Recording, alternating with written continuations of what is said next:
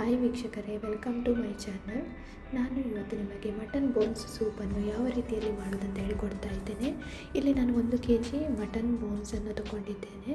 ಅದಕ್ಕೆ 5 ಲವಂಗ, 1 ತುಂಡು ಚಕ್ಕೆ ಹಾಗೂ ಚಕ್ಕೆ ಎಲೆಯನ್ನು ನಾನು ಸೇರಿಸ್ಕೊಳ್ತಾ ಇದ್ದೇನೆ. ಈ ಸೂಪ್ ಏನಿದೆ ಇದು ಆರೋಗ್ಯಕರವಾದ ಸೂಪು. ಇದಕ್ಕೆ 2 ಲೋಟ ನಾನು ನೀರನ್ನು ಸೇರಿಸ್ಕೊಳ್ತಾ ಇದ್ದೇನೆ ಹಾಗೂ 1 ಚಮಚ ಉಪ್ಪು ಈಗ ನಾನು 1 ಚಮಚ ಸೇರಿಸ್ಕೊಳ್ತಾ ಇದ್ದೇನೆ. ಮತ್ತೆ ಬೇಕಾದಲ್ಲಿ ಆ್ಯಡ್ ಮಾಡ್ಕೊಳ್ಬೋದು. ಹಾಗೂ ಇದನ್ನು 8 ವಿಸಿಲ್ ಬರುವ ತನಕ ಚೆನ್ನಾಗಿ ನಾವು ಬೇಯಿಸಬೇಕು. ಇಲ್ಲಿ ನಾನು ಒಂದು ಹುಡಿಯನ್ನು ತಯಾರು ಮಾಡ್ಕೊಳ್ತಾ ಇದ್ದೇನೆ. ಅದಕ್ಕೆ 1 ಚಮಚ ಜೀರಿಗೆ, 1 ಚಮಚ ಕೊತ್ತಂಬರಿ ಬೀಜ ಹಾಗೂ 7-8 ಕಾಳುಮೆಣಸುಗಳನ್ನು ಹಾಕ್ತಾ ಇದ್ದೇನೆ. ನಿಮಗೆ ಖಾರ ಜಾಸ್ತಿ ಬೇಕಾದಲ್ಲಿ ಜಾಸ್ತಿ ಕಾಳುಮೆಣಸು ಹಾಕ್ಕೊಳ್ಬೋದು. ಇದನ್ನು ಚೆನ್ನಾಗಿ ನಾವು ಕುಟ್ಟಿ ಪುಡಿ ಮಾಡಿಕೊಳ್ಬೇಕು. ನಂತರ ಒಂದು ಬಾಣಲೆ ಬಿಸಿಯಾಗಲು ಇಡಬೇಕು. ಅದಕ್ಕೆ 1 ಚಮಚ ನಾನು ಮನೆಯಲ್ಲಿ ಮಾಡಿದಂತಹ ತುಪ್ಪವನ್ನು ಹಾಕ್ಕೊಳ್ತಾ ಇದ್ದೇನೆ. ಇಲ್ಲಿ ನಾವು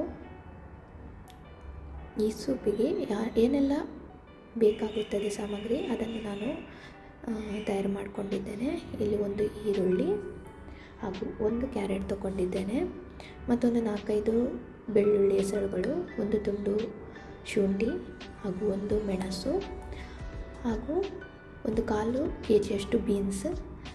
ಮತ್ತು ನಿಮಗೆ ಬೇರೆ ತರಕಾರಿ ಇಷ್ಟ ಇದ್ದಲ್ಲಿ ನೀವು ಬೇರೆ ತರಕಾರಿಗಳನ್ನು ಇದಕ್ಕೆ ಆ್ಯಡ್ ಮಾಡ್ಕೊಳ್ಬೋದು.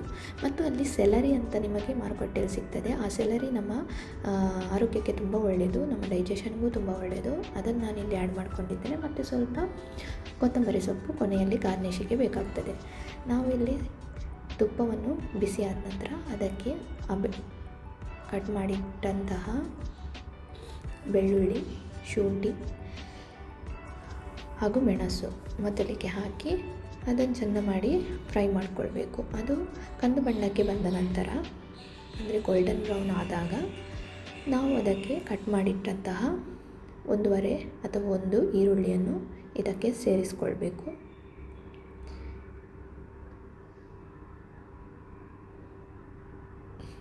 ಇದನ್ನು ಚೆನ್ನಾಗಿ ಮಾಡಿ ಕಂದು ಬಣ್ಣಕ್ಕೆ ಬರುವ ತನಕ ನಾವು ಕಾಯಿಸ್ಕೊಳ್ಬೇಕಾಗ್ತದೆ. ನಂತರ ನಾನು ಕಟ್ ಮಾಡಿಟ್ಟಂತಹ 1 ಈರುಳ್ಳಿಯನ್ನು ಇದಕ್ಕೆ ಸೇರಿಸ್ಕೊಳ್ತಾ ಇದ್ದೇನೆ. ಈರುಳ್ಳಿ ಹಾಗೂ ಬೆಳ್ಳುಳ್ಳಿ, ಮೆಣಸು, ಶುಂಠಿ ಇವೆಲ್ಲವೂ ಚೆನ್ನಾಗಿ ನಾವು ಹುರಿದುಕೊಳ್ಬೇಕಾಗ್ತದೆ. ಚೆಂದ ಮಾಡಿ ನಾವು ಇದನ್ನು ಗೋಲ್ಡನ್ ಬ್ರೌನ್ ಬರುವ ತನಕ ಕಾಯಿಸ್ಕೊಳ್ಬೇಕು. ಯಾಕಂದರೆ ನೀವು ಎಷ್ಟು ಚೆಂದಾಗಿ ಗೋಲ್ಡನ್ ಬ್ರೌನ್ ಆ ಟೆಕ್ಸ್ಚರ್ ಯಾವಾಗ ಸಿಗುತ್ತದೆ ಆಗ ನಿಮ್ಮ ಸೂಪಿಗೂ ಒಳ್ಳೆ ಟೇಸ್ಟ್ ಕೊಡುತ್ತದೆ. ಸೂಪಿಗಂತಲ್ಲ, ಬೇರೆ ಯಾವುದೇ ನೀವು ರೆಸಿಪಿಯನ್ನು ಮಾಡುವುದಾದರೂ ನಿಮಗೆ ಇದೊಂದು ಟಿಪ್ಸ್. ನೀವು ಯಾವಾಗ ಇದನ್ನು ಚೆನ್ನಾಗಿ ಗೋಲ್ಡನ್ ಬ್ರೌನ್ ಮಾಡ್ಕೊಳ್ತೀರೋ ಆವಾಗ ಒಳ್ಳೆ ಟೆಕ್ಸ್ಚರ್ ಕೊಡುತ್ತದೆ. ಅದಕ್ಕೆ ನಾನು 1 ಚಮಚ ಉಪ್ಪನ್ನು ಈಗ ಸೇರಿಸ್ಕೊಳ್ತಾ ಇದ್ದೇನೆ. ಈ ಟೈಮಲ್ಲಿ ನಾನು ಉಪ್ಪನ್ನು ಯಾಕೆ ಸೇರಿಸ್ಕೊಳ್ತಿದ್ದೇನೆ ಅಂದರೆ ಈರುಳ್ಳಿಯು ಬೇಗ ಕಂದು ಬಣ್ಣಕ್ಕೆ ಬರ್ತದೆ. ಇದು ಹೆಚ್ಚಿಗೆ ಸಮಯವನ್ನು ತೆಗೆದುಕೊಳ್ಳೋದಿಲ್ಲ. ಇಲ್ಲಿ ನೀವು ಉಪ್ಪನ್ನು ಸೇರಿಸಿದರೆ ತುಂಬ ಒಳ್ಳೆಯದು. ಇದನ್ನು ಚೆನ್ನಾಗಿ ಫ್ರೈ ಮಾಡಿಕೊಳ್ಬೇಕು.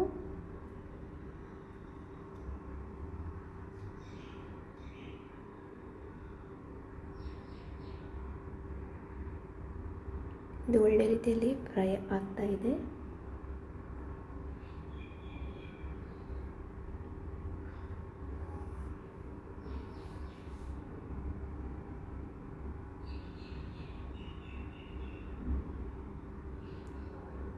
ಇದೊಂದು ತುಂಬ ಒಳ್ಳೆಯ ರೆಸಿಪಿ.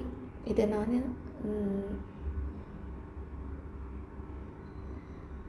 ನಾನು ಟ್ರೈ ಮಾಡಿದ್ದಿದ್ದು.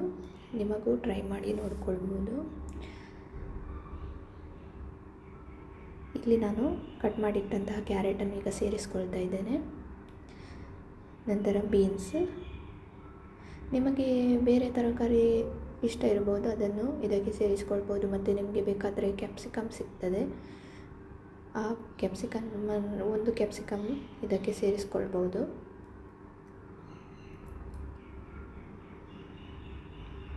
ಪೊಟೆಟೊ ಇರುತ್ತೆ, ಪೊಟೆಟೊ ಸೇರಿಸ್ಕೊಳ್ಬೋದು, ಆಲೂಗಡ್ಡೆ ನಿಮ್ಮ ಇಷ್ಟ. ನಾನಿಲ್ಲಿ 2 ಬಗೆಯ ತರಕಾರಿ ತಗೊಂಡಿದ್ದೇನೆ, ಕ್ಯಾರೆಟ್ ಮತ್ತು ಬೀನ್ಸ್ ಮತ್ತು ಸೆಲರಿ ತಗೊತ್ಕೊಂಡಿದ್ದೇನೆ. ಸೆಲರಿ ಏನಿದೆ, ನಾವು ಸೂಪ್ ಮಾಡುವಾಗ ಇದೊಂದು ಒಳ್ಳೆಯ ಅರೋಮ ಕೊಡುತ್ತೆ, ಒಳ್ಳೆಯ ಸುವಾಸನೆ ಕೊಡುತ್ತೆ. ನಾನಿಲ್ಲಿ ಯಾವುದೇ ಕಾರ್ನ್ಫ್ಲೋರ್ ಅಥವಾ ಏನನ್ನು ನಾನು ಆ್ಯಡ್ ಮಾಡ್ಕೊಳ್ತಾ ಇಲ್ಲ, ನಾರ್ಮಲ್ ಸೂಪ್ ಮಾಡ್ಕೊಳ್ತಿದ್ದೇನೆ. ನಿಮಗೆ ಈಗ ಮನೆಯಲ್ಲಿ ಮಕ್ಕಳಿದ್ದರೆ, ಮಕ್ಕಳು ವೆಜಿಟೇಬಲ್ಸ್ ತಿನ್ನಲಿಕ್ಕೆ ಕೇಳದಿದ್ದರೆ ಅವರಿಗೆ ಈ ರೀತಿ ನಾವು ಸೂಪ್ ಮಾಡಿಕೊಳ್ಬೋದು. ಇದರಿಂದ ಒಳ್ಳೆ ನ್ಯೂಟ್ರಿಷನ್ಸ್ ಸಿಗುತ್ತೆ, ಅದರ ಜೊತೆಯಲ್ಲಿ ಅವರಿಗೆ ಒಳ್ಳೆ ಪ್ರೋಟೀನ್ ಕೂಡ ಸಿಗುತ್ತೆ. ಇದನ್ನು ಚೆನ್ನಾಗಿ ಮಿಕ್ಸ್ ಮಾಡಿ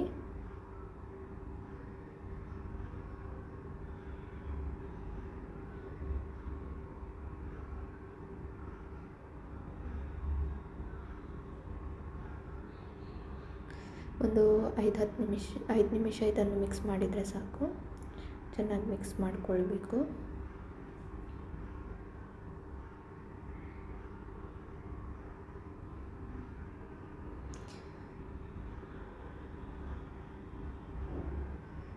ನಿಮಗೆ ಟೊಮೆಟೊ ಇಷ್ಟ ಇದ್ದರೆ ಅದನ್ನು ಇಲ್ಲಿ ಸೇರಿಸ್ಕೊಳ್ಬೋದು. ನಾನು ಇವತ್ತು ಸೇರಿಸ್ಕೊಳ್ತಾ ಇಲ್ಲ. ಇಲ್ಲಿ ನಾವು ಆವಾಗ ಪುಡಿ ಮಾಡಿ ಇಟ್ಟಂತಹ ಜೀರಿಗೆ, ಕೊತ್ತಂಬರಿ, ಕಾಳುಮೆಣಸು ಇದರ ಹುಡಿಯನ್ನು 1-1.5 ಚಮಚ ಇದಕ್ಕೆ ಹಾಕ್ಕೊಳ್ಬೇಕು. ಮತ್ತು ನಿಮಗೆ ಹೆಚ್ಚಿಗೆ ಖಾರ ಬೇಕಾದಲ್ಲಿ ಹಾಕ್ಕೊಳ್ಬೋದು. ಸ್ವಲ್ಪ ಜಾಸ್ತಿನೇ ಪುಡಿ ಮಾಡಿ ಇಟ್ಟರೆ ನೀವು ಪುಡಿ ಮಾಡಿ ಇಟ್ಕೊಳ್ಬೋದು.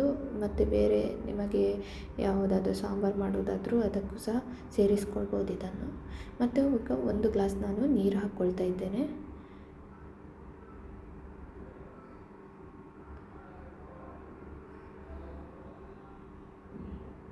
ಈ 1 ಗ್ಲಾಸ್ ನೀರು ಹಾಕಿದ ನಂತರ ಇದನ್ನು ಚೆನ್ನಾಗಿ ನಾವು ಮುಚ್ಚಳ ಮುಚ್ಚಿ ಸ್ವಲ್ಪ ಹೊತ್ತು ಬೇಯಿಸಬೇಕು.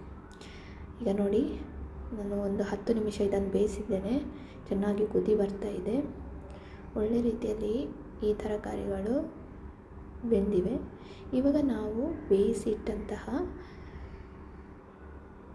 ಮಟನ್ ಬೋನ್ಸ್ ಏನಿದೆ ಅದನ್ನು ಈ ತರಕಾರಿಗಳಿಗೆ ಸೇರಿಸ್ಕೊಳ್ಬೇಕು. ನಾನು ಮೊದಲಿಗೆ ಜಾಸ್ತಿ ನೀರು ಹಾಕಲಿಲ್ಲ, ಯಾಕಂದರೆ ನಾವು ಈಗ ಸೂಪ್ ಮಾಡ್ತಿದ್ದೇವೆ. ಈ ಸೂಪನ್ನು ಇದಕ್ಕೆ ಸೇರಿಸ್ಕೊಳ್ಳಿಕ್ಕಿದೆ, ಅದಕ್ಕೋಸ್ಕರ ನಾನು ಅಲ್ಲಿ ಕಡಿಮೆ ನೀರನ್ನು ಬಳಸಿದ್ದೇನೆ. ಇವಾಗ ಈ ಬೋನ್ಸನ್ನು ಇದಕ್ಕೆ ಸೇರಿಸ್ಕೊಳ್ಬೇಕು.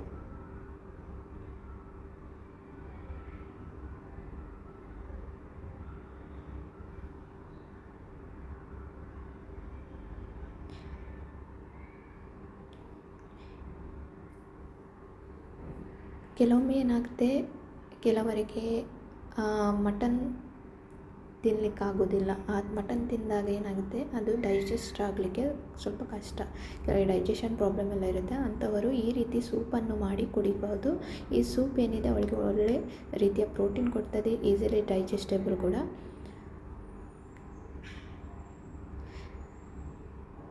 ನೀವು ಎಣ್ಣೆ ಮತ್ತು ತುಪ್ಪವನ್ನು ಆರಂಭದಲ್ಲಿ ಬಳಸುವಾಗ ನೋಡಿಕೊಂಡು ಬಳಸಿ. ಆದಷ್ಟು ಕಡಿಮೆ ಬಳಸಿದರೆ ಒಳ್ಳೆಯದು, ಯಾಕಂದರೆ ಈ ಮಟನಲ್ಲಿ ಏನಿದೆ ಫ್ಯಾಟ್ ಇರುತ್ತೆ, ಆ ಫ್ಯಾಟ್ ಕಂಟೆಂಟ್ ಈ ಸೂಪ್ ಜೊತೆ ಮಿಶ್ರಣವಾಗುತ್ತೆ. ಯಾರಿಗೆಲ್ಲ ಎಣ್ಣೆ ಜಾಸ್ತಿ ಬೇಡ ಅವರು ಎಣ್ಣೆ ಮತ್ತು ತುಪ್ಪವನ್ನು ಕಡಿಮೆ ಬಳಸಿಕೊಳ್ಬೋದು.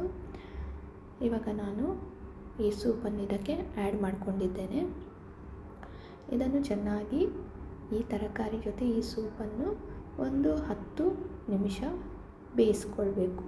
ಬೇಕಾದರೆ ನಾವು ಹುಡಿ ಮಾಡಿಟ್ಟಂಥ ಹುಡಿಯನ್ನು ನಾನು ಇನ್ನೊಮ್ಮೆ ಸೇರಿಸ್ಕೊಂಡಿದ್ದೇನೆ. ಖಾರ ನೋಡಿ ನಿಮಗೆ ಉಪ್ಪು ಮತ್ತು ಖಾರವನ್ನು ಸೇರಿಸ್ಕೊಳ್ಬೋದು. ಇದು ಮುಚ್ಚಳ ಮುಚ್ಚಿ ಒಂದು 10 ನಿಮಿಷ ಚೆನ್ನಾಗಿ ಬೇಯಿಸಿ, ಚೆನ್ನಾಗಿ ಕುದಿಸಿ. ಆವಾಗ ಸೂಪಿದ್ದು ಟೆಕ್ಸ್ಚರ್ ಏನಿದೆ ಅದು ಈ ವೆಜಿಟೇಬಲ್ಸ್ ಜೊತೆ ಒಳ್ಳೆಯದಾಗಿ ಬ್ಲೆಂಡ್ ಆಗ್ತದೆ ಮತ್ತು ಟೇಸ್ಟ್ ಕೂಡ ಸಿಗುತ್ತದೆ.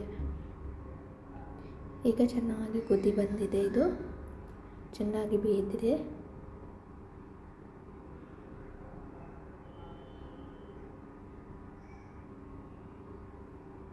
ಒಳ್ಳೆ ಪರಿಮಳ ಘಮ ಕೊಡ್ತಾ ಇದೆ. ಆ ಸೆಲರಿ ನಾನು ಏನು ಆ್ಯಡ್ ಮಾಡಿದ್ದೇನೆ ಅದು ಒಳ್ಳೆ ಅರೋಮ ಕೊಡ್ತಾ ಇದೆ. ಸೆಲರಿಂದು ಇನ್ನೂ ಕೆಲವು ಉಪಯೋಗಗಳಿದೆ, ಅದನ್ನು ನಾನು ನಿಮಗೆ ಇನ್ನೊಂದು ವಿಡಿಯೋ ಮಾಡುವಾಗ ಹೇಳಿಕೊಡ್ತೇನೆ.